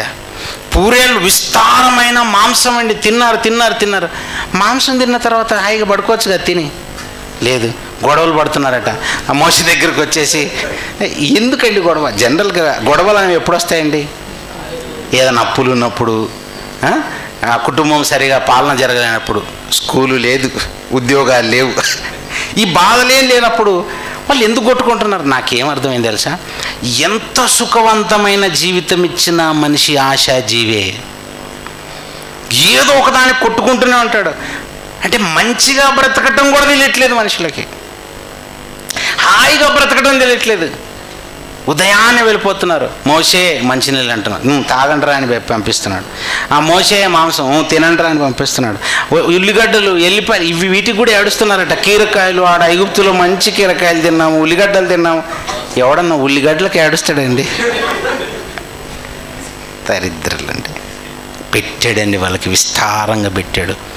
నడుస్తున్నారు కదా, కాళ్ళ నొప్పులు వస్తాయని, ఎండ తాకిడి ఎక్కువైందనుకో కాళ్ళ నొప్పులు వస్తాయి. మేఘస్తంభం పెట్టాడట పైన, మేఘము స్తంభంలాగా పెట్టాడట. కిములో నింబస్ మేఘాలు అని ఉంటాయండి. ఒక మేఘము మహా అయితే 1000 cc క్యూబులు ఉంటుంది. అంటే ఒక గొడుగులాగా 1000-2000 మందిని కవర్ చేసేంత ఉంటుంది ఒక మేఘం. మరి వాళ్ళు ఏమైనా 1000-2000 ఉన్నారా? 30-40 లక్షల మందికి ఎంత పెద్ద గొడుగు కావాలి ఇప్పుడు? అలాంటి మేఘం సెట్ చేశాడు వాళ్ళకి. అయినా బుద్ధి రాలేదు. వాళ్ళ కాళ్ళకు వాపు రావట్లేదు, అలసట రావట్లేదు, అసలు వాళ్ళు వేసుకున్న బట్టలు మాయలేదట. పొద్దున నుంచి బట్టలు ఇప్పుడు వాసన, మన వాసన మనకు వచ్చేస్తుంటుంది, ఇంక చెమట వాసన. వెళ్ళిపోవటం, బట్టలు వదిలేయటం. మన పరిస్థితి వాళ్ళకి అది లేదు. సబ్బులు కొనుక్కునేది లేదు, ఉతికేది లేదు, వాషింగ్ మిషన్లు లేవు. ఎంత అయింది వాళ్ళ బతుకు. అసలు ఇంతకంటే గొప్ప జీవితం ఏముంటుందండి? ఇంత అద్భుతమైన జీవితంలో కూడా గొడవలకి. రాత్రి పిల్లలకి పురుగులు ఏమైనా వస్తాయేమో, వాళ్ళని కాట్లు వేస్తాయేమో అని అగ్ని స్తంభాన్ని పెట్టాడట. లైటింగ్. ఎలాంటి లైట్ పెట్టి ఉంటాడు? 30 లక్షల మందికి ఒకే బల్బు, 30 లక్షల మందికి ఒకటే బల్బు. అది ఎంత పెద్దగా ఉంటుంది. అందుకే నాకు పరలోకం వెళ్ళగానే ఇవన్నీ చూడాలనిపిస్తుందండి. ప్రభు ఒకసారి కొంచెం శాంపుల్ ఏంటి ప్రభు? నమ్మేశాను, భూమి మీద ఉన్నప్పుడు నమ్మేశాం, కానీ అది ఎలా ఉంటుంటుందో ఒకసారి చూద్దాం. పూరేడు పిట్టలు ఆ దరిద్రులు ఎలా తిన్నారు అసలు? ఏం తిన్నారు? ఎందుకంతా అసలు నమ్మకం రాలేదు వాళ్ళకి. అస్సలు వాళ్ళ మీద కురిపించింది అంతా ఇంత కాదు, సారవంతంగా ఫలించేటట్టుగా నీకేం కావాల్సి అది పెట్టాడు. ఇన్ని అద్భుతాలు చూసిన తర్వాత ఎవడన్నా దేవుని మీద తిరుగుబాటు చేస్తాడా? ముందేమో ఎర్ర సముద్రం, వెనకలేమో ఫరో సైన్యాలు. అప్పుడు అంటున్నారు, తీసుకొచ్చారా చంపడానికి, తెచ్చారు మమ్మల్ని. ఐగుప్తు దేశంలో సమాధులు లేవని ఇప్పుడు సమాధి చేయడానికి, ఆల్రెడీ చచ్చిపోయాము, మమ్మల్ని సమాధి కూడా చేశారని ఫీల్ అవుతున్నారు. అప్పుడు మోషేకి చెప్పి, సరేనాయనా ఈ చెయ్యి చూపించు. సముద్రం అలా 2 పాయలు అయిపోయిందండి. ఎప్పుడైనా ఇలా కర్ర పట్టుకొని బకెట్లో ఇలా నీళ్ళు చూపిస్తే ఇలా 2 పాయలు అయిందా? అవ్వదు. దేవుడు ఇంత అద్భుతాలు చేశాడండి. 2 పాయలు అయిందట. నీళ్లతో గోడలు, ఇటో గోడ అటో గోడ. 30 లక్షల మంది కాళ్ళు నడకని వెళ్తుంటే కాళ్ళకు బురద లేదు, ఆరిన నేల మీద వెళ్ళిపోతున్నారు. ఈ నడిచిన ఎర్ర సముద్రం ఉందా, ఆ ఎర్ర సముద్రంలో షార్కులు ఉండవా? ఎర్ర సముద్రంలో బ్లూ వేల్స్ ఉండవా? ఎర్ర సముద్రంలో నాగుపాములు, కర్రపాములు ఏవి ఉండవా? వైపర్స్ ఉండవా? పాములు, విషపాములు ఉంటాయండి సముద్రాల్లో కూడా. క్రోకడైల్స్ ఉండవా? అవి కూడా ఉంటాయి. మరి ఎక్కడైనా చదివారా? అలా ఇశ్రాయేలు మధ్యలో నడుస్తున్నప్పుడు కొన్ని మొసళ్ళు వచ్చి కొందరు లోపలికి లాక్కెళ్ళేవి అని చదివారు ఎక్కడైనా? లేదు. అంటే అర్థమేంటి తెలుసా? లోపల ఉన్న వాటికి అన్నిటికీ దేవుడు ఏం చేశాడనమాట? ఆజ్ఞ ఎక్స్ట్రాలు చేద్దు, నా పిల్లలు వెళ్తున్నారు, నోరు మూసుకొని లోపల ఉండండి. మొసళ్ళన్నిటికీ చెప్పేశాడనమాట. మొసళ్ళు సైలెంట్గా చూస్తున్నాయి అలా, ఈయన మోసే గారు. అది అసలు ఎంత అద్భుతం జరిగింది అనుకున్నారు. ఇవన్నీ తలుచుకుంటుంటే అసలు ఇంత ప్రేమ ఉంటుందా దేవుడిది? ఇంతకంటే గొప్ప ప్రేమ ఏం కావాలండి అసలు మనిషికి? ఇంకా ఇంత గొప్పగా సంరక్షణ చేసిన తర్వాత ఇంకేం కావాలి చెప్పండి? ఇంత చేసిన తర్వాతనట ఈ ద్రాక్ష చెట్టు కారు ద్రాక్షలు కాసిందట. ఏం చేయమంటారు చెప్పండి? ఇప్పుడు ఇంత చేశాక, ఇన్ని మేలు చేశాక దేవుణ్ణి మరిచిపోయి విషం కక్కారట. విషం. ద్రాక్ష పండులోంచి ద్రాక్ష రసమే రావాలి, మామిడి పండులోంచి మామిడి రసమే రావాలి, జామ పండులోంచి జామ రసమే రావాలి. వాటి గుణము ఎప్పుడు మారకుండా అలాగే రావాలి. కానీ గుణం మారిపోయిందండి. ఆ పరలోకమందున దేవునికి సర్ప విషంలాగా కక్కారట. విషం కక్కిన కృతజ్ఞత లేని జనాంగం అండి. దేవుడు నాటిన ఆయన వ్యవసాయంలో, ఆయన చేస్తున్న వ్యవసాయంలో కలుపు మొక్కలండి ఇవన్నీ. మంచిదే నాటాడండి ఆయన, కానీ మొత్తం విషం కక్కారు. అందుకే బాధపడుస్తూ ఏడుస్తూ తెలుసా, దేవుడు ఏడ్చుకుంటూ మాట చెప్పాడండి. చూడండి, యెషయా గ్రంథం 1వ అధ్యాయం, యెషయా గ్రంథం 1వ అధ్యాయము 2వ వచనం. దేవుడు మాట్లాడుచున్నాడు. ఆకాశమా ఆలకించుము, భూమి చెవియొగ్గుము. నేను పిల్లల్ని పెంచాను, వాళ్ళని గొప్పవారినిగా చేశాను, వాళ్ళు నా మీద తిరగబడ్డారు. ఒక్కసారి కాదట. 5వ వచనం అంటున్నాడు, నిత్యము తిరుగుబాటు చేయుచు మీరేలా ఇంకను కొట్టబడుదురు. నిత్యము తిరుగుబాటు చేస్తున్నారట. వాళ్ళకి ఏమి ఇష్టమైందట తెలుసా? 4వ వచనం అంటున్నాడు, పాపిష్టి జనమా అంటాడండి. ఏమి ఇష్టం ఉందట వాళ్ళకి? చదివాం కదా చాలాసార్లు. పాపిష్టి జనం అంటాడు, పాపమును ఇష్టపడే జనమా. పోనీ దేవుణ్ణి ఇష్టపడట్లేదా? ప్రభా మీరు చాలా చేశారు ప్రభా, మా కొరకు మీరు ఎన్నో చేశారు ప్రభా. ఐగుప్తు దేశంలోంచి మమ్మల్ని తీసుకుని వచ్చారు, ఇనుప కొలిమిలో ఉన్నట్టుగా మేము అక్కడ ఉన్నాం, బాధలు అనుభవించాం ప్రభా. అసలు ఆ స్వతంత్రపు గాలి పీల్చుకునే భాగ్యం ఇచ్చారు. అసలు 40 సంవత్సరాల అరణ్యంలో మాకు అసలు ఉద్యోగాలు లేవు, ఏం లేవు. అయినా మా పిల్లల్ని మీరు చల్లగా కాపాడారు. మేమే అక్కడక్కడ వ్యభిచారాలు చేస్తుంటే మాలో చాలామందిని మీరు కూల్చేశారు. అయినా మీరు ఇంత చేసిన తర్వాత కూడా మేము మీద తిరుగుబాటు చేయటం అన్యాయం, అసలు చేయకూడదు అని దేవుని సన్నిధికి వచ్చి ఒక్కడన్నా పశ్చాత్తాపడ్డా?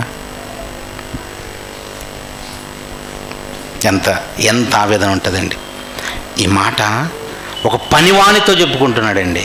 ఆకాశమా ఏం చేయాలి? ఆకాశమా ఇంత చేశాను చూడు, ఆకాశమా పెంచాను, పెద్దవాడినిగా చేశాను. ఆ తోట పెంచితే ఎంతైంది తెలుసా? మొత్తం దేశమంతా వ్యాపించేటట్టుగా పెంచాను. యూఫ్రటీసు నది వరకు పెంచేశాను వాళ్ళని. సొంత దేశంలో గాలి పీల్చుకునేటట్టుగా ఉన్నతంగా చూపించాను ఈ ద్రాక్ష మొక్క. అందరూ చూసేసి ఆశ్చర్యపడేటట్టుగా, పక్క జనాంగాలన్నీ ఆశ్చర్యపోయేవండి.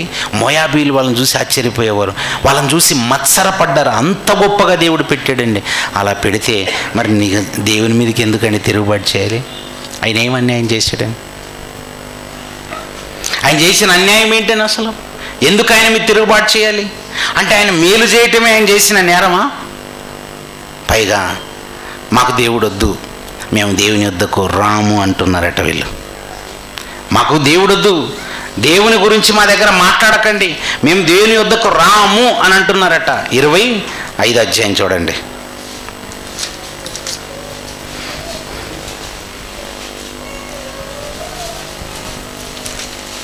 క్షమించండి, 30 అధ్యాయము 9-11 వచనాలు. వారు తిరగబడు జనులు, అబద్ధమాడు పిల్లలు, యెహోవా ధర్మశాస్త్రము విననొల్లని పిల్లలు అని అదే యెషయా గ్రంథము 30:11 అంటాడు.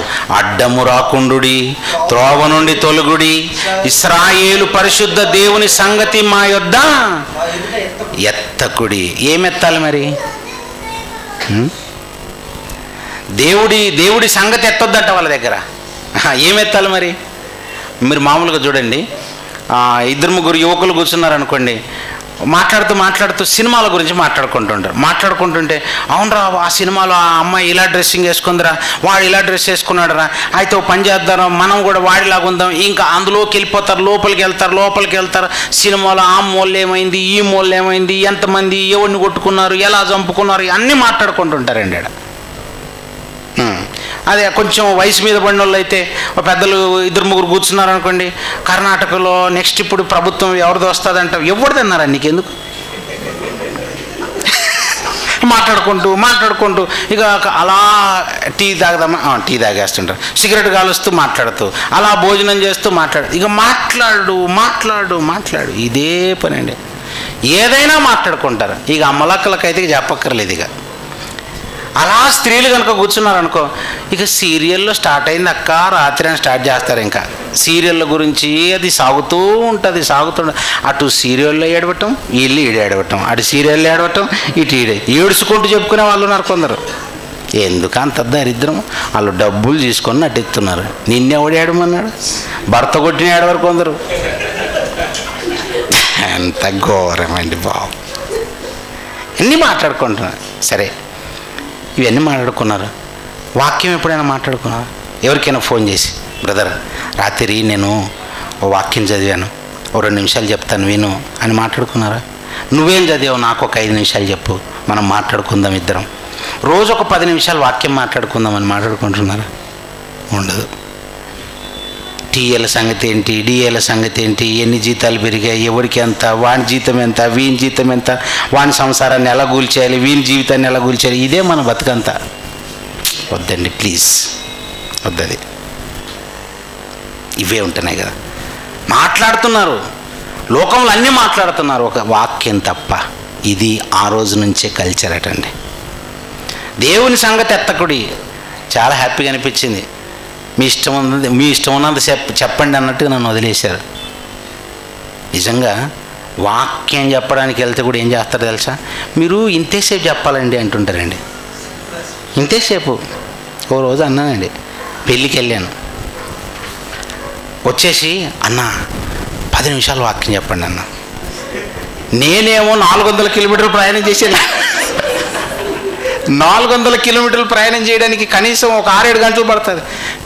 ఒరే దరిద్రుడా, అది ముందు చెప్పవచ్చు కదా, ఆ డేట్ తీసుకునే ముందు చెప్పొచ్చు కదా నాకు. అన్న మీరు 7 గంటలు ప్రయాణం చేస్తారా, 10 గంటలు మాకు అవసరం లేదు, ఇక్కడికి వస్తే నేను 15 నిమిషాలు వాక్యం చెప్పిస్తానండి. నేను ఎందుకు వస్తాను అక్కడికి అంటే, నాకు భోజనం లేదనా, ఇంటి దగ్గర నాకు పనులు లేవనా. అప్పుడు చెప్పాను, సరే తమ్ముడు 10 నిమిషాలు ఎందుకులే, 5 నిమిషాలు చెప్తానన్నానండి. 5 నిమిషాలు చెప్తానన్న. అప్పుడు ఒక షరతు మీద చెప్తాను, అది నీకు చెప్పను, ప్రసంగంలో చెప్తానని చెప్పాను. ప్రసంగంలో అడిగానండి, నేను ప్రసంగము 10 నిమిషాలు కాదు 5 నిమిషాలు చెప్పేస్తాను, మీరందరూ నేను చెప్పేది వింటే చేస్తానన్నాను. ఏమన్నాను తెలుసా? ఇప్పుడు నా ప్రసంగం అయ్యాక, పెళ్ళి అయ్యాక మీరందరూ 1 నిమిషంలో భోజనం చేసి వెళ్ళిపోవాలన్నాను. అంతే. 1 నిమిషంలో మీరు భోజనం చేసి వెళ్తే నేను 5 నిమిషాల ప్రసంగం ముగించేస్తాను, నాకు అసలు ప్రాబ్లమే లేదన్న. ఒక్కడు సప్పుడు చేయట్లేదు. భోజనం చేసేటప్పుడు ఎలా ఉంటుంది? పెళ్ళిళ్ళు వచ్చా, కొంచెం వేసుకోక్క, ఇది కొంచెం వేసుకో, అది కొంచెం వేసుకో, అది కొంచెం తినండి, ఇది కొంచెం. అప్పుడు మాత్రం అసలు సమయం ఏమీ గుర్తురాదు.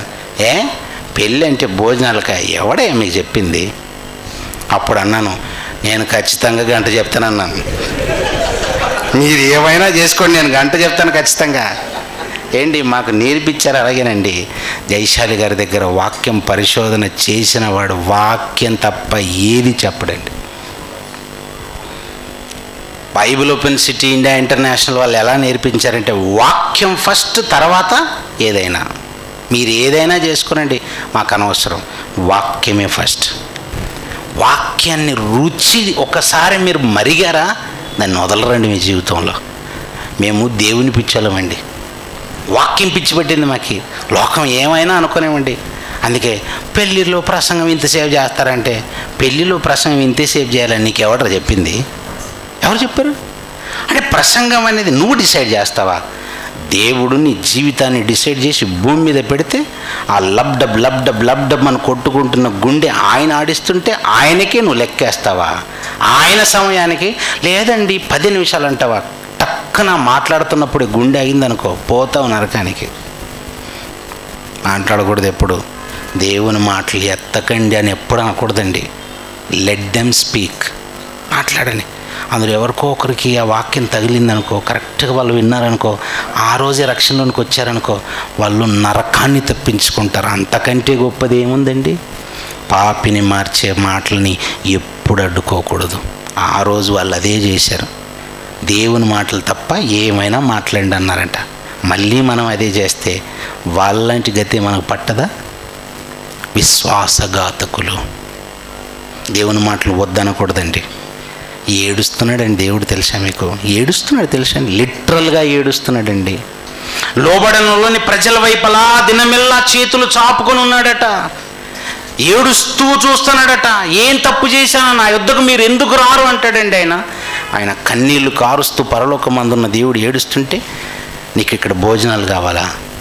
ఆ పరలోకమందున్న దేవుడు ఏడుస్తుంటే ప్లేట్లో భోజనం ఉన్నప్పుడు అది నోట్లోకి దేవుడు, అసలు దేవుడు ఏడుస్తున్నప్పుడు నేను భోజనం చేయటం ఏంటి అనిపించాలి అసలు.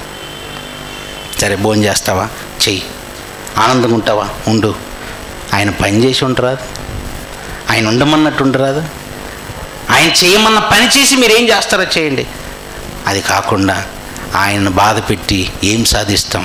అందుకన్నాడు, ఎవ్వరు లేరయ్యా, నా మనసు ఎరిగిన వారు ఎవ్వరు లేరయ్యా. ప్రభు మనసు ఎరిగిన వారు ఎవరు? ఒక యేసుక్రీస్తు వారు చూడండి, అంతే. ఏం చేశాడు తెలుసా? వచ్చాడు, పని పని పని పని పని పని మనిషి కుమారుడు రాయబడిన ప్రకారంగా వెళ్ళిపోయాడు. ద్రాక్షవల్లి కరెక్ట్గా నిజమైన ద్రాక్షవల్లి, నేను కోరుకున్నట్టుగా ఫలాలు ఫలించింది. నేను ఏవేవైతే లేఖనాల్లో రాసి పెట్టానో వాటి ప్రకారంగానే వెళ్ళాడు. ఎక్కడ మాట్లాడాలి అక్కడ మాట్లాడాడు, ఎక్కడ మాట్లాడకూడదు అక్కడ మాట్లాడకుండా సైలెంట్గా ఉన్నాడు. అంటే అసలు తండ్రి అయిన దేవుడు చెప్పినట్టుగా మాత్రమే బతకాలా, అలాగే బ్రతకాలండి. అది నిజమైన ద్రాక్షవల్లి. ఆ ద్రాక్షవల్లిలో అతికే భాగ్యం మనకు వచ్చింది, బాప్తిసం పొంది. అయినా అందులోంచి తీగలు పెరిగి పారవేయబడితే ఇక నీకెవరు రక్తం కావాలి? యేసుక్రీస్తు వారు వచ్చేసి ఆయన రక్తం మన కొరకు ఉంది, ఆ రక్తంలో కడగబడ్డాం అనుకుంటుంటే, అలా ఆయన రక్తంలో కడగబడి యేసుక్రీస్తు అనే ద్రాక్షవల్లికి అతకబడిన నిన్ను మళ్ళీ పెరిగి పాడవేస్తే మరి ఏ రక్తం వచ్చి నీ పాపాలను కడగాలి? ఇప్పుడు నిన్నెవరు బాగు చేయాలి? అందుకే అంటున్నాడు, జాగ్రత్త, ఆ కొమ్మలు ఎవరో కాదు, దేవుని పిల్లలు, నా వ్యవసాయంలోని మొక్కలే. ఇందులో కారు ద్రాక్షలు వస్తే నేను సహించలేను. నేను కోరుకున్నట్టుగా నా పిల్లలు ఫలించాలి. పరిశుద్ధులుగా ఉండండి, అదే నా ఆశ. నిర్దోషులుగా ఉండండి, అదే నేను కోరుకున్నది. మనిషి నుంచి దేవుడి ఆశిస్తున్నది ఏం లేదు. నీ బంగారం ఆయనదే, నీ వెండి ఆయనదే, ఈ భూమి ఆయనది, ఈ విశ్వమే ఆయనది. మళ్ళీ ఆయనకు నువ్వేమి ఇవ్వగలవు? ఇవేవి కాదు నాయనా నాకు కావాల్సింది, నీవే నాకు కావాలి అంటున్నాడండి. అంతే. నేను కోరుకున్నట్టుగా ఫలించండి అన్నాడు. దయచేసి దేవుడు కోరుకున్నట్టుగా ఆయన అనాదికాల సంకల్పాన్ని నెరవేర్చే నిజమైన ద్రాక్షబలిలా క్రీస్తులో మనం ఉంటే అప్పుడే పరలోకమందున్న దేవుడు ఫలిస్తాడు. లేదంటే ఒక ఇశ్రాయేలు జనాంగాన్ని చూసి ఎంతైతే బాధపడ్డాడో అలాగే మనల్ని చూసి బాధపడతాడు. దేవుణ్ణి బాధ పెట్టేవారముగా మనం ఎవ్వరం ఉండకూడదని నా మాటలు మేము ముందుంచుతూ నన్ను నేను హెచ్చరించుకుంటూ ఈ మాటలు ముగిస్తున్నాను. కళ్ళు మూసుకోనండి, ప్రార్థన చేస్తాను. పరిశుద్ధుడైన మమ్మల్ని కన్న మా తండ్రి దేవా, మీ అనాదికాల సంకల్పంలో భాగంగానే మీ పిల్లలుగా మేము భూమి మీదకి వచ్చాం ప్రభువా. మమ్మల్ని మీరు మీ కృపలో జ్ఞాపకం చేసుకున్నారు. మీ ఇష్టాన్ని నెరవేర్చే పిల్లలముగా మమ్మల్ని చూశారు. చక్కటి సదవకాశాన్ని మాకు ఇచ్చి నడిపిస్తున్నారు. ఇప్పటి వరకు మీరిచ్చిన సదవకాశాన్ని పుణికిపుచ్చుకొని పని చేయాలని ఈ లోకంలో వెలగాలని బయలుదేరాము. మీ సన్నిధిలో మీరు కోరుకున్నట్టుగా మా శేష జీవితాన్ని గడిపి మా తనువును చాలించి మీరున్న లోకానికి చేరగలుగుటకు మీ పరిపూర్ణమైన సహాయంను మా అందరికీ ప్రసాదించండి. బెంగళూరులో ఉన్నటువంటి మీ ప్రియమైన పిల్లలందరినీ పేరు పేరున జ్ఞాపకం చేసుకోండి దేవా. మీ మనసు ఎరిగినటువంటి పిల్లలందరూ మీరు కోరుకున్నట్టుగా మీ అనాది కాల సంకల్పాన్ని నెరవేర్చేవారుగా ఉండటకు మీ సహాయం దయచేయండి. ఎందరైతే మీ మాటలను అనుసరించి మీ కొరకు ఉన్నతంగా బ్రతకాలని కోరుకుంటున్నారో వాళ్ళందరికీ మీ సహాయం దయచేయండి తండ్రి. కష్టపడుతున్న వారందరినీ జ్ఞాపకం చేసుకునండి. ఈ ఒకరోజు లేఖనాల పరిశోధన సదస్సు నిమిత్తం ఎంతమంది ప్రత్యక్షంగా పరోక్షంగా ప్రయాసపడ్డారో, కష్టపడ్డారో వాళ్ళందరికీ రావాల్సిన పరసంబంధమైన ప్రతి ఆశీర్వాదాన్ని ప్రసాదించండి. ఇదిగో తండ్రి, సభ ముగించుకొని మీ పిల్లలు వారి వారి స్థలాలకు బయలుదేరి వెళ్తుండగా క్షేమంగా వారి గమ్యస్థానాలకు చేర్చండి. మీ చిత్తమైతే, మీ కుమారుని రాక ఆలస్యమైతే మరో పర్యంతం మీ పిల్లలతో ఉండి విలువైన సంగతులు పంచుకొనగలిగే ధన్యతను, మహాభాగ్యాన్ని మాకును ప్రసాదించమని కోరుతూ మా ప్రయాణం అంతట్లో మీ తోడు, మీ కాపుదలించి నడిపించమని, రేపటి దినం జరగబోయేటువంటి సభలో మీకు మహిమకరంగా మా అందరికి ఆశీర్వాదకరంగా జరుగులాగిన మంచి వాతావరణాన్ని ప్రసాదించమని కోరుతూ యేసుక్రీస్తు వారి పరిశుద్ధమైన నామములో ఈ ప్రార్థన అడిగి వేడుకొంచున్నాం పరమ తండ్రి. మన తండ్రి అయిన దేవుని ప్రేమ, కుమారుడైన యేసుక్రీస్తు వారి యొక్క కృప, పరిశుద్ధాత్మ దేవుని అన్యోన్యమైన సహవాసము సకల పరిశుద్ధులకు సదాకాలము తోడండి నడిపించును గాక. ఆమేన్. మీ అందరికీ వందనాలండి.